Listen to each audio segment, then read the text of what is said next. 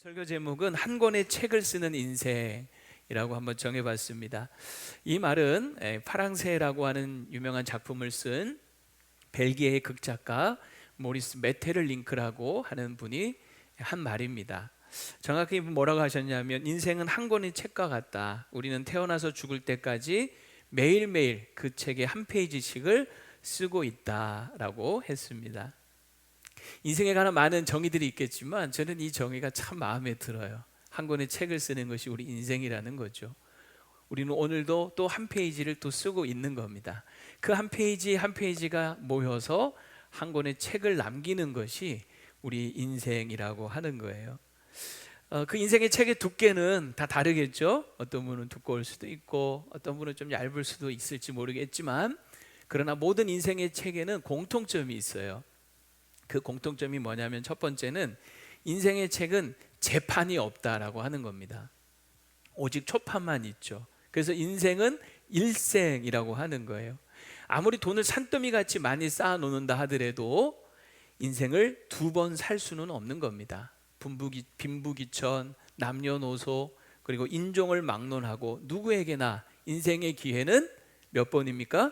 한 번뿐인 거죠. 오늘은 오늘뿐입니다. 지금은 지금뿐인 거죠.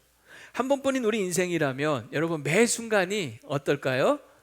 소중할 수밖에 없겠죠.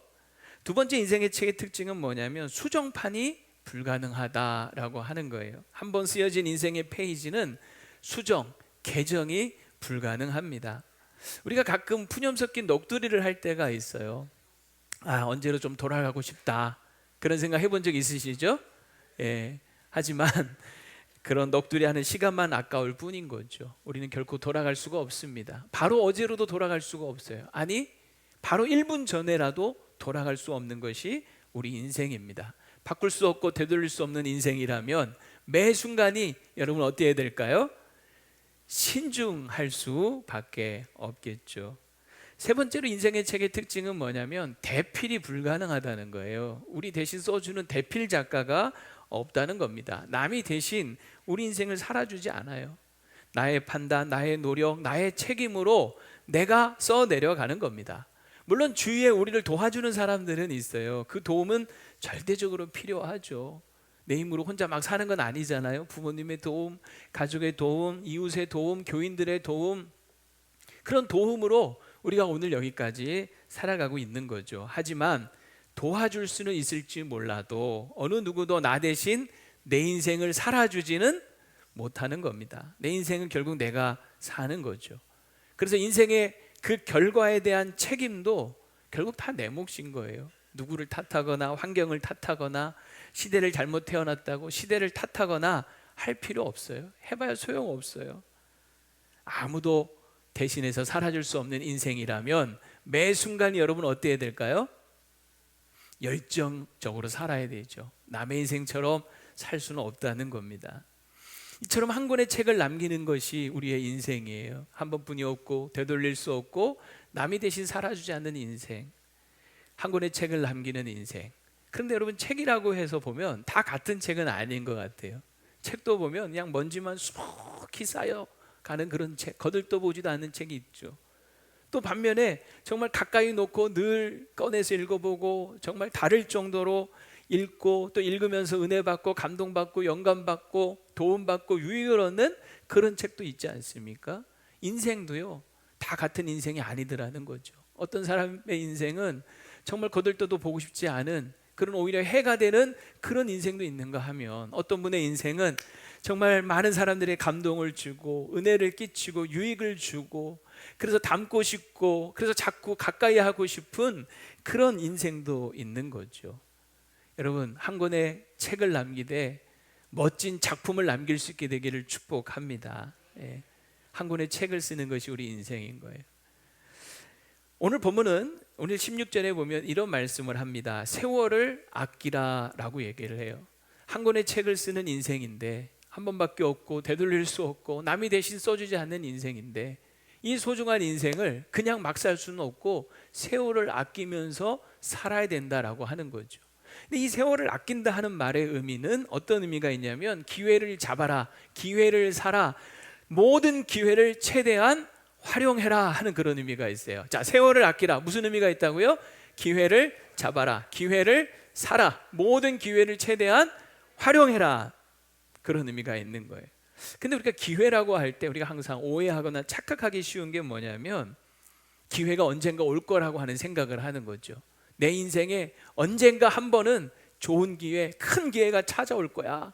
그러면서 그 기회가 오기를 기다리는 경우가 있어요. 물론 우리 인생에 정말 여러분에게 좋은 기회, 정말 큰 기회가 올 수 있습니다.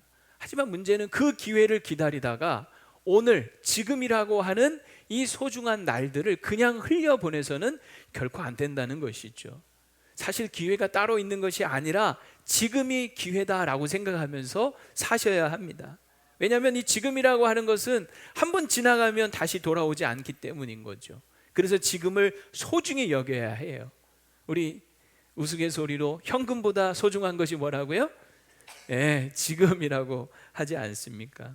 그래서 지금을 그냥 허투루 보내면 안 됩니다. 어떻게 살지를 자세히 주의해야 하는 거죠. 오늘 15절 16절 같이 한번 읽어봅시다. 시작.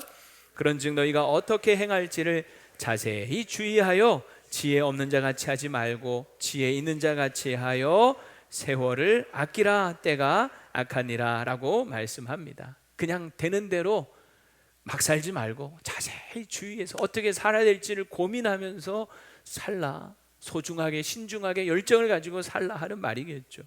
근데 어리석은 자는 어떻게 삽니까? 17절 18절을 보세요. 자, 그러므로 어리석은 자가 되지 말고 오직 주의 뜻이 무엇인가 이해하라. 18절 같이요. 술 취하지 말라. 이는 방탕한 것이니 오직 성령으로 충만함을 받으라. 어리석은 자는 하나님의 뜻이 무엇인지 상관없이 그저 자신의 육신의 욕심을 따라 술 취하며 방탕한 세월을 살면서 세월을 허비하더라 하는 거예요. 여러분, 이 방탕이라는 말이 있잖아요. 여기 나오는 방탕. 방탕이라는 말의 의미가 뭐냐면 하나님이 우리에게 매일같이 주시는 그 소중한 기회를 그저 자신의 욕심과 정욕대로 살면서 낭비하는 것을 말하는 거예요. 주의 뜻대로 살지 않고 그저 자기 고집, 자기 생각, 자기 뜻대로 사는 거죠. 근데 여러분 아십니까? 이렇게 방탕하게 살다 보면, 자, 이 방탕하게 살면 어떻게 되냐면 방황하게 돼 있어요. 방황. 이 방탕하게 사는 삶이 방황하는 삶인 거예요. 그런데 이렇게 방황하다 살면 나중에 나이 들면 어떻게 될까요? 세월이 지나면 당황하게 돼 있어요. 세월을 돌아보면 내가 지금 어떻게 살았지? 하면서 당황하는 거예요. 그러면서 뭐 합니까? 후회하는 거죠. 껄껄껄 하면서 그때 잘할 걸, 그때 이렇게 할 걸, 그때 왜 이렇게 안 했을까 하면서 늘 후회하는 인생 되고 마는 거죠. 그래서 여러분, 우리 소중한 이 세월을 그냥 헛되게 보내고 마는 거예요. 여러분, 우리는 세월을 정말 아껴야 합니다. 왜 세월을 아껴야 되느냐? 그 이유가 오늘 16절 다시 보세요. 세월을 아끼라. 때가 악하니라 라고 말해요. 세월을 아껴야 될 이유가 뭐라고요? 때가 악하다는 거예요. 여러분, 때가 악하다는 말은 뭐냐면 때가 악하면 악할수록 주님이 오실 때가 멀지 않았다는 거예요. 즉 종말과 심판의 때가 가까이 오고 있다라는 의미입니다. 언제일지 모르지만 분명한 것은 그날이 점점 가까이 오고 있어요. 불현듯 우리 코앞에 다가올 것입니다. 마찬가지로 우리 인생도 그래요. 우리 인생도 언제 끝날지 모르죠. 분명한 것은 뭐냐면 그날은 점점 가까이 다가오고 있다는 거예요. 불현듯 어느 날 죽음이 내 코앞에 다가와 있는 것을 보게 될 것입니다. 근데 그때 우리는 다 하나님 심판대 앞에 서게 돼요. 하나님의 심판대 앞에서 우리는 심판을 받는 거죠. 근데 하나님이 심판하실 때 보면요, 그냥 막 하시는 게 아니라 하나님의 그 심판대 앞에는 책들이 있어요. 크게 두 종류의 책이 있습니다. 하나는 우리의 모든 행위가 기록되어져 있는 행위 기록책이 있어요. 그리고 또 하나는 뭐냐면 생명책이 있습니다. 요한계시록 20장 12절 13절을 보세요. 또 내가 보니 죽은 자들이 큰 자나 작은 자나 그 보좌 앞에 서 있는데 뭐가 펴져 있습니까? 책들, 복수죠? 책들이 펴 있어요. 그리고 또 다른 책이 펴졌는데 무슨 책? 생명책인 거예요. 그러니까 하나님 앞에 책들이 있고 생명책이 있는 거죠. 그런데 보세요. 계속 보면 죽은 자들이 자기 행위를 따라 책들에 기록된 대로 심판을 받으니, 이때 책들은 우리의 행위가 기록되어 있는 책들을 얘기하는 거예요. 13절 보면 바다가 그 가운데서 죽은 자들을 내주고 또 사망과 음부도 그 가운데서 죽은 자들을 내주매 죽은 자들이 다 다시 일어나서 최후의 심판, 하나님 앞에 최후의 심판을 받는데 각 사람이 자기의 행위대로 심판을 받는다는 거예요. 여러분, 이 책들에는 우리가 살아온 날들이 빼곡히 다 기록되어져 있는 겁니다. 우리가 이 땅에서 살아간 날들이 하늘나라에 다 기록되고 저장되고 있다라고 생각을 하셔야 돼요. 그러니까 우리는 싫든 좋든 인정하든 인정하지 않든 정말 우리는 한 권의 책을 쓰는 인생인 거예요. 우리만 이 땅에서 쓰는 게 아니라 하늘나라에 다 기록되고 있다는 거죠. 각 사람의 그 행위대로 하나님께서는 심판을 하십니다. 전도서 2장 14절에 보면 하나님은 모든 행위와 모든 은밀한 일을 선악간에 심판하시리라 말씀하세요. 하나님 앞에 숨겨지는 것이 없는 거죠. 하나님은 마치 숨어서 다 지켜보시는 것 같이 우리를 다 보고 계십니다. 그래서 이사야서 45장 15절에 보면요, 구원자 이스라엘의 하나님이요 진실로 주는 어떤 하나님이세요? 스스로 숨어 계시는 하나님이시다. 이 숨어 계시는 하나님이다 라는 이 표현은 뭐냐면, 하나님이 우리 눈앞에 안 보이잖아요. 그러니까 안 보이다 보니까 마치 하나님이 숨어 계시는 것 같다라고 표현을 하는 거예요. 하지만 하나님은 우리 눈에 보이지 않을지라도 안 계신 곳이 없죠. 우리가 살아가는 모든 삶의 현장에 우리 주님은, 우리 하나님은 항상 함께 계시는 거예요. 그래서 모든 것을 다 알고 계십니다. 히브리서 4장 13절에는 그래서 뭐라고 말씀하냐면, 지으신 것이 하나도 그 앞에 나타나지 않음이 없고 우리의 결산을 받을 시에 눈앞에 만물이 마치 어떻게 돼요? 벌거벗은 것 같이 다 드러나게 되는 거예요. 숨겨지는 것이 하나도 없다라고 하는 거죠. 여러분, 갑자기 좀 두렵죠? 하나님이 내 모든 것을 다 알고 계시네? 갑자기 막 두렵지 않습니까? 숨어 계시면서 우리의 모든 행위를 다 아시는 하나님. 여러분, 그 하나님 앞에서 감히 우리가 누가 온전할 수가 있겠으며 누가 구원을 받을 수가 있겠어요? 그 행위대로 하나님이 정말 우리를 심판하시면요, 우리는 구원받을 자가 아무도 없는 거예요. 그 결과는 여러분 계시록 20장 14절 연결되는 말씀에 보면, 사망과 음부도 불못에 던져지니 이것은 둘째 사망 곧 뭐다? 불못, 지옥 불못인 거예요. 그 하나님의 행위대로 심판하시는 그 가운데 아무도 여러분 구원받을 자가 없는 거예요. 그 행위대로 하나님 우리를 심판하시면 다 그저 불못에 던져지고 떨어질 존재가 바로 우리라고 하는 거죠. 그런데 감사하게도 또 한 권의 책이 하나님 앞에 펼쳐져 있다는 거예요. 그 책이 무슨 책? 생명책이더라는 거죠. 예수님을 구주로 믿는 사람의 이름이 그 생명책에 쓰여져 있습니다. 여러분의 이름 쓰여져 있을까요? 쓰여져 있기를 축복합니다. 그 이름이 쓰여진 자는 구원을 받는 거예요.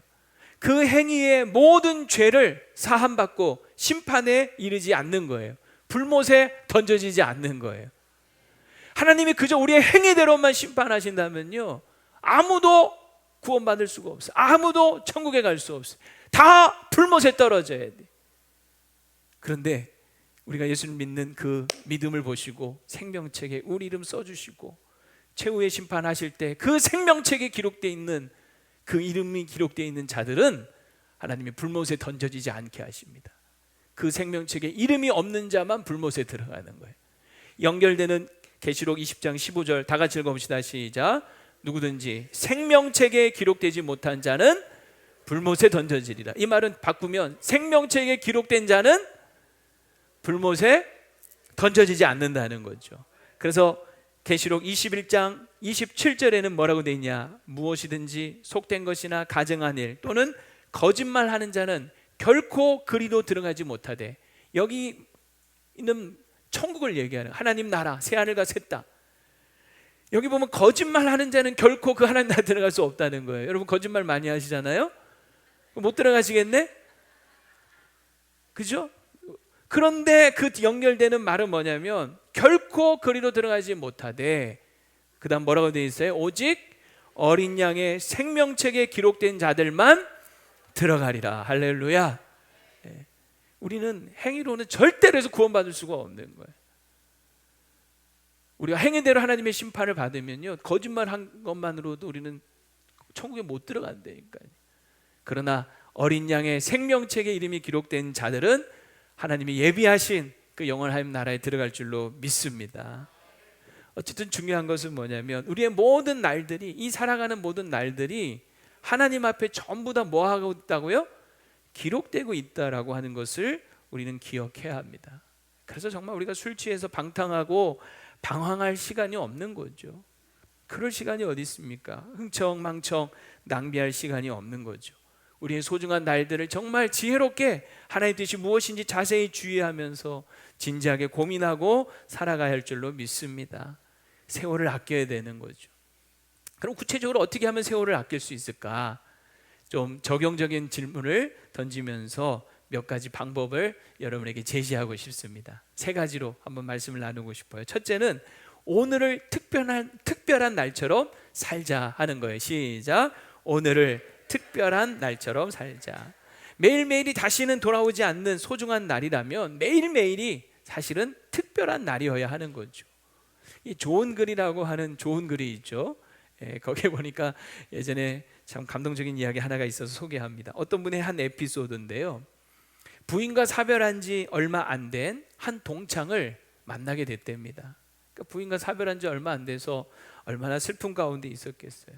그래서 위로하면서 얘기를 하는데 그 친구가 그런 얘기를 하더라는 거예요. 부인이 죽고 나서 그 부인의 물건들을 이렇게 정리를 하다가 실크 스카프 한 장을 발견을 했다는 거예요. 근데 이 실크 스카프는 그들이 미국 뉴욕을 여행하던 중에 아주 명품 유명 매장에서 아주 비싸게 구입했던 거예요. 아주 아름답고 비싼 스카프여서 부인이 애지중지하면서 차마 쓰지 못하고 아주 특별한 날만 내가 이거 써야 되겠다 하면서 기다렸다는 거예요. 근데 결국 써보지도 못하고 아내는 죽은 겁니다. 친구가 여기까지 얘기를 하다가 더 이상 말을 잇지 못하고 멈추더래요. 그러더니 잠시 후에 다시 이렇게 말을 하더랍니다. 절대로 소중한 것을 아껴두었다가 특별한 날에 쓰려고 하지 마. 네가 살아있는 매일매일이 특별한 날들이야. 이 얘기를 들은 이분은 그 후에 생활이 달라지기 시작을 했대요.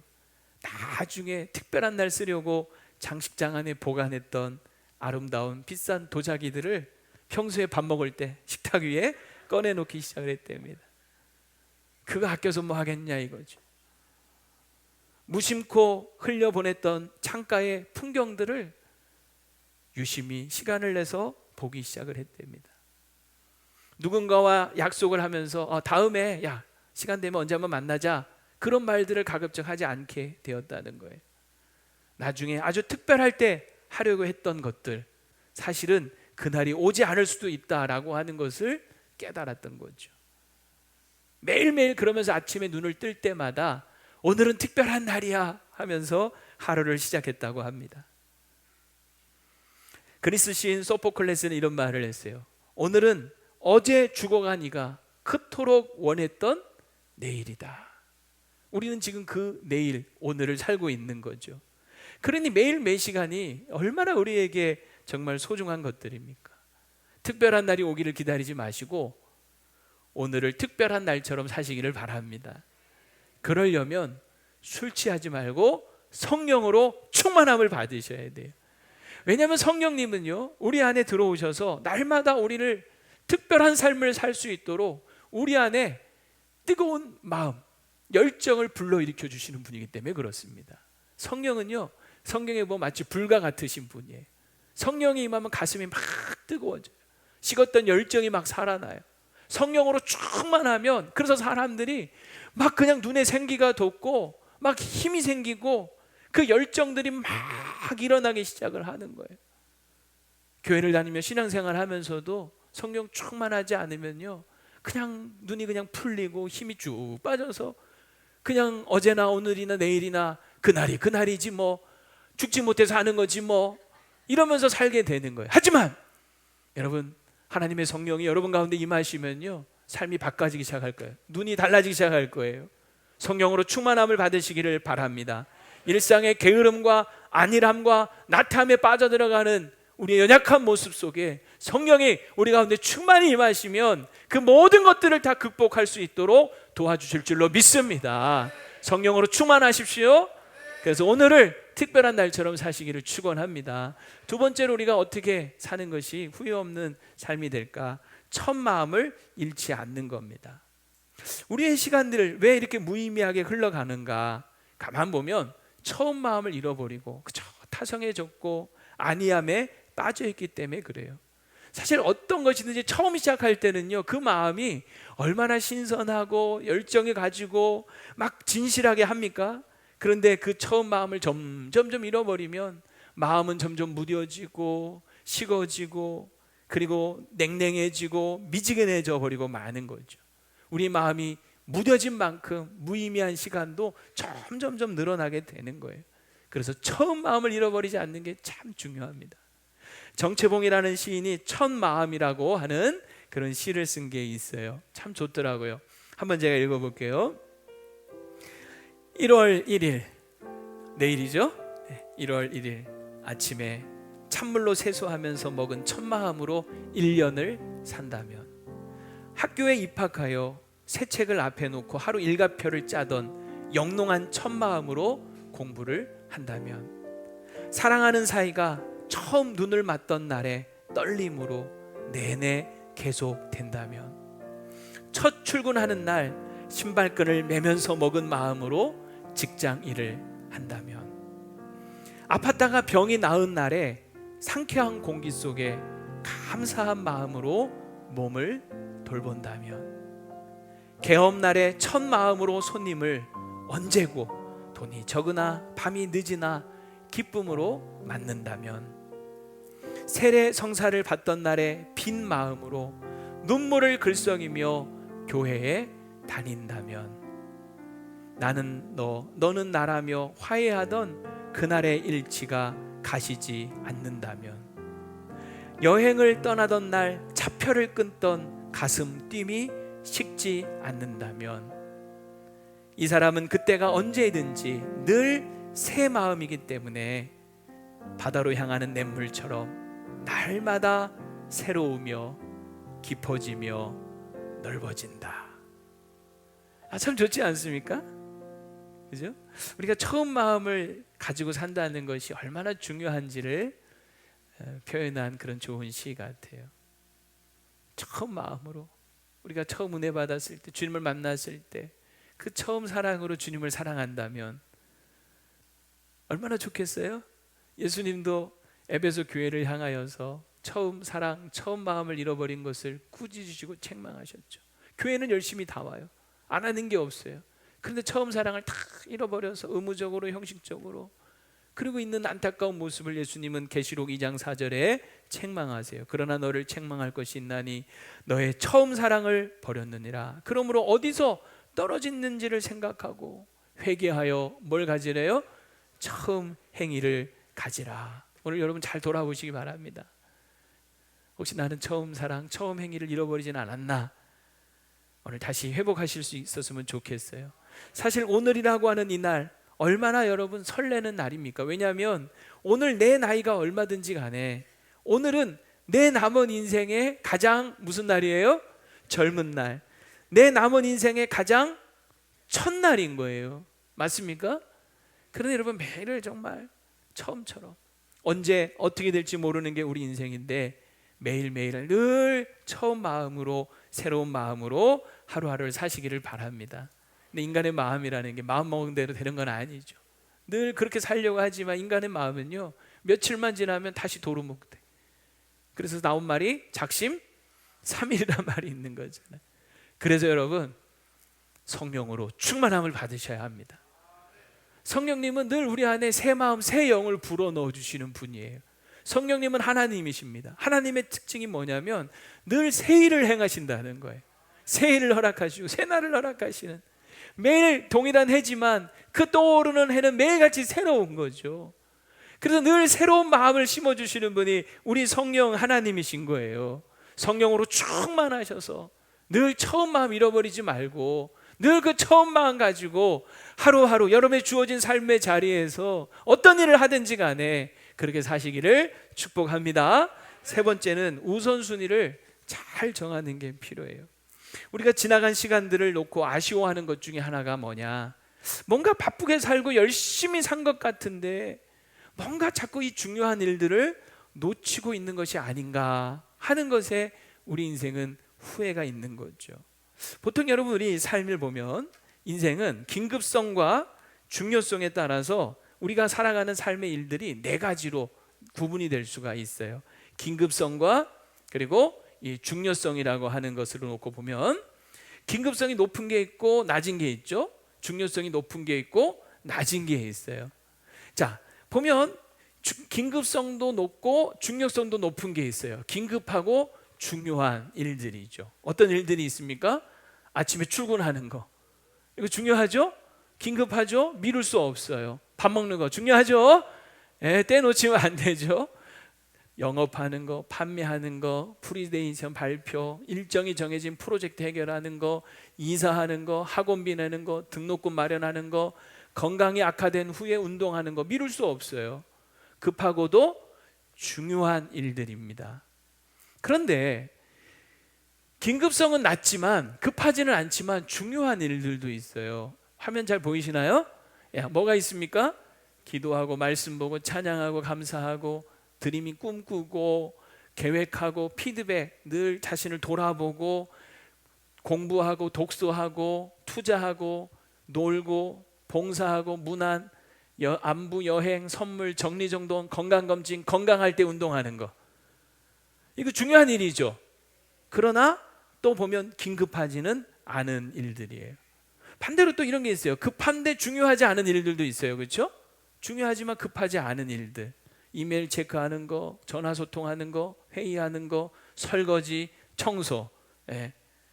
급한데 중요하지 않은 일들이죠. 그렇죠? 중요하진 않지만 또 급한 일들이에요. 설거지 안 하면 막 쌓이잖아요. 그죠? 그런데 또 급하지도 않고 중요하지도 않은 일들이 있어요. 뭐가 있습니까? TV 보는 거, 게임하는 거, 뭐 노는 스포츠, 연예 뉴스 보는 거, SNS 하는 거, 이런 것들은 급하지도 않고 중요하지도 않은 일들인 거죠. 자, 여기 보면 보통 우리가 가장 우선순위를 두는 게 뭡니까? 이 네 가지 중에 보통 가장 우선순위를 두는 게 어디에 있어요? 1, 2, 3, 4 중에 보통은 다 이거죠. 급하고 중요한 일들, 그죠? 그래, 언뜻 보면 맞습니다. 여기 보면 급하고 중요한 일들, 여기에 우리가 우선순위를 두며 사는 것이 맞아요. 하지만 이거 자세히 보면요, 이거는 하지 않으면 안 되기 때문에, 그죠? 자이든 타이든 의무적으로 꼭 해야만 하는 거예요. 아침에 아무리 직장 가기 싫어도 일단은 급하고 중요한 일이니까 나가는 거잖아요. 그래서 이런 것들은 어떻게 보면 그냥 해야만 하기 때문에 하는 거죠. 자, 여기서 정말 중요한 것은 바로 이 부분인 겁니다. 이 부분. 급하지는 않은데 중요한 일들이에요. 분명히 중요해요. 하지만 그냥 오늘 하지 않아도 되는 거죠. 중요한 일인데 오늘 안 해도 돼요. 그래서 미루게 되는 거죠. 뒷전이 되는 거죠. 기도하는 거, 말씀 보는 거 중요하죠? 근데 오늘 안 해도 되죠. 자, 건강할 때 운동하는 거 중요하죠? 근데 아이씨, 오늘 힘든데, 오늘 눈 오는데 내일로 해도 되죠? 그러니까 이 급하지는 않은데 이 중요한 일은 자꾸 우리가 미루기가 쉽게 된다는 거예요. 시간 관리의 핵심은 뭐냐면 당장 하지 않아도 되지만 이 중요한 일들을 미루지 않고 지금 하는 거예요. 급하지 않은데 중요한 일을 하는 거, 이게 시간 관리의 핵심이라는 거예요. 이게 우리 인생의 질을 바꾸는 겁니다. 여기에 우리가 우선순위를 두지 않으면요, 어떻게 되느냐? 급한데 중요하지 않은 일, 그리고 급하지도 않은데 중요하지도 않은 일, 이 일에 시간 다 뺏기는 거예요. 이거를 사소한 일의 횡포라고도 하는 거죠. 이런 일들에 끌려다니다가 정작 이 중요한 일들은 뭐 한다? 못하고 마는 거예요. 여러분, 스티븐 코비가 시간 관리에 관한 아주 재미난 비유를 하나 든 게 있어요. 그릇이 이렇게 있는데 이제 우리 인생의 시간인 거죠. 아주 사소한 일들이 있어요. 자그마한 이런 돌들입니다. 그리고 중요한 일들이 있어요. 큰 돌들인 거죠. 자, 이 그릇 안에 이걸 다 채워야 돼. 우리 주어진 제한된 시간 안에. 그런데 만약 이 사소한 일들을 먼저 여기 안에 다 이렇게 채우면 여러분, 이 중요한 일들은 이 안에 들어갈 수 있을까요? 들어갈 수 없도록 하는 거예요. 영상으로 한번 확인해 볼까요? 자, 어떻게 되는지. Okay, the next rock she's putting in there is called relationships and family. 녹색, 저거는 이 사소한 일들을 먼저 다 She's trying to 채운 make 거죠. it so she can get them all in there 그리고 굵은 중요한 on the assumption that by moving the other ones 저기 안에 around, 집어넣으려고 지금 it makes 하고 more space. You didn't look at that third rock you put in there. That's employment, some key employment issue, and then you put major projects here. Yeah, that's fair. 자, 들어갈 틈이 없죠. It's not gonna work. That's called service community church. Do you ever feel like this? Yes. How many feel like this? 자, 저런 거 느껴보신 적 있으십니까? 예, 웃잖아요, 그죠? 여러분 느낀 적이 있으십니까? 아마 다 그럴 거예요. 막 뭔가 바쁘게 사는데 중요한 일들을 자꾸 놓치는 거죠. 자, 그러면 여기에 어떻게 이거를 집어넣을 수 있을까요? 전부 다. 그렇죠. 이 큰 돌을 먼저 채우고 그 다음에 작은 돌들을 넣는 거예요. 가능할까요? 한번 볼까요? 영상으로 한번 이것도 보도록 하겠습니다. Well, then I'd rather put these in the bottom 자, 큰 것들을 and then put a 먼저 little pebble on top. 채우는 거죠. Okay, she Vacation. has 급하고 sharpening the 중요한 saw, 일, planning 급하진 preparation, 않더라도 중요한 spouse, 일, vacation, 이런 일들을 employment, 먼저 big opportunity, big opportunity, important and urgent, block of time, community, church. Those young children keep looking at me. Glad my husband's not here. No, I dump these in there. okay?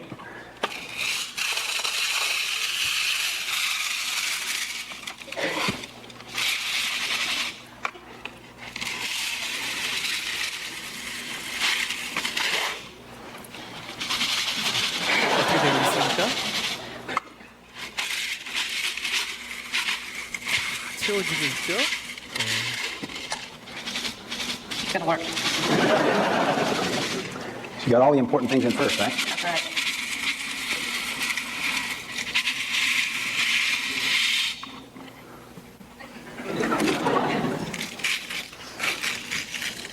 자, 여러분 참 재미난 장면이죠, 그렇죠? 안 들어갈 줄 알았는데 중간에 큰 돌도 들어가고 자그마한 돌도 다 채워지더라는 거예요. 여러분, 우리가 인생을 살 때 시간 관리 얼마나 중요합니까? 근데 이거 우리가 시간을 잘 관리한다는 것은 막 시간을 분초 단위로 쪼개서 바쁘게 살라는 그런 의미가 아니에요. 인생에 있어서 중요한 일들을 먼저 하라는 거죠. 급하면서 중요한 일도 해야 되지만 급하지는 않더라도 중요한 일도 놓치지 말라는 거예요. 어쩌면 우리가 영적 생활, 신앙 생활은요, 아까 본 것처럼 급하지는 않지만 중요한 일들이에요.